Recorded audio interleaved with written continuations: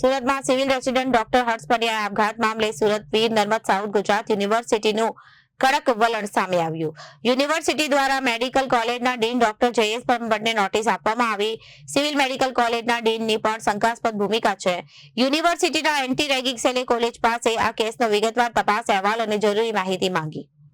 University દ્વારા medical કોલેજના dean doctor Jayesh ભટ્ટને notice આપવામાં આવી. સિવિલ હોસ્પિટલ મેડિકલ કોલેજના ડીનની પણ શંકાસ્પદ ભૂમિકા અને યુનિવર્સિટીના એન્ટી રેગિંગ સેલે કોલેજ પાસે આ કેસનો વિગતવાર તપાસ અહેવાલ અને જરૂરી માહિતી માંગી. અગાઉ પત્ર પાઠવવા છતાં અહેવાલ ન મળતા એન્ટી રેગિંગ સેલે ફરીથી પત્ર લખીને તાત્કાલિક રિપોર્ટ સોંપવા જણાવાયું. મામલો અત્યંત ગંભીર અને સંવેદનશીલ હોવાથી રિપોર્ટ મોકલવામાં કોઈ પણ પ્રકારનો વિલંબ ન કરવા કડક સૂચના અપાઈ.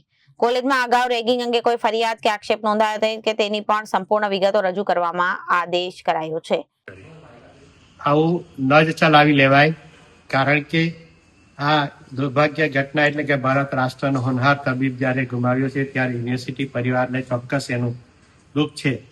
પણ આવા પ્રકારની ઘટના માટે અમે ગવર્મેન્ટ મેડિકલ કોલેજ પાસેથી સંપૂર્ણપણે ઘટનાક્રમ પહેલા ઘટનાક્રમ પછી જે પગલાઓ લીધા છે એના સંદર્ભમાં પ્રાથમિક અહેવાલ અમે માગ્યો છે કે જેથી આગળની કાર્યવાહી કરવા માટે અમને પણ સરળ રહે. શું નોટિસ આપવાનું કારણ સાહેબ? નોટિસ આપવા પાછળનું કારણ એ છે કે અમારે પણ અમારા રાજ્ય સરકાર, ભારત સરકાર અને જે અમારા અધિકાર મંડળો છે તેને સ્પષ્ટ માહિતીઓ આપવાની હોય છે. એ સંદર્ભમાં વિગતવાર અહેવાલ અમે એમની પાસે માંગવામાં આવ્યો છે. તો સાહેબ કેટલી બેદરકારી, કોની બેદરકારી? આ અહેવાલ આપવાની બાબતમાં સંપૂર્ણ બેદરકારી જે છે એ એના સરકારી મેડિકલ કોલેજના વહીવટી તંત્રની છે.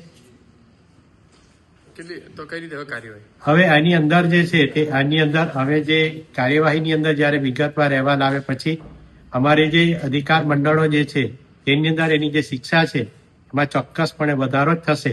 અને આની સાથે સાથે સંકળાયેલો એ હોસ્ટેલ સમય દરમિયાનનો વ્યક્તિ, એ પછી શિક્ષક હોઈ શકે, વહીવટી કર્મચારી હોઈ શકે, કે એને આ પ્રકારની ઘટનામાં તે પ્રેરણા આપનાર કોઈ પણ વ્યક્તિ હોઈ શકે, જેની ઉપર આ કડકમાં કડક કાર્યવાહી કરવામાં આવશે.